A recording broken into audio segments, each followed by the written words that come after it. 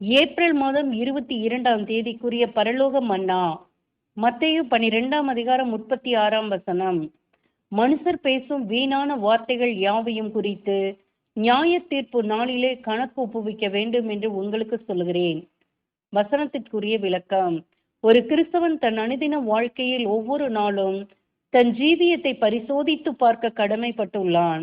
தன் வழிகளில் தேவனுடைய நாமம் பரிசுத்த குலைச்சல் ஆகும்படி எதையும் பேசி செய்திருப்பானாகில் தேவனுடைய கிருபாசன தண்டையில் அவர்கள் கிட்டிச் சேர்ந்து தங்கள் தேவனை அவமதித்ததை உணர்ந்து அவரிடம் தங்கள் பாவங்களை அறிக்கையிட்டு பரமபிதாவிடம் மன்னிப்பை தேட வேண்டும்.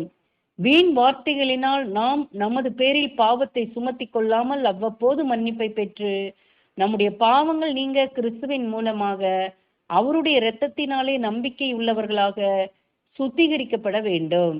இவ்விதம் நாம் பேசும் ஒவ்வொரு வீணான வார்த்தைகளுக்காக நாம் கணக்கு ஒப்புவிக்க வேண்டியவர்களாதலால் மனம் திரும்பி உணர்ந்து மன்னிப்படைய வேண்டும்.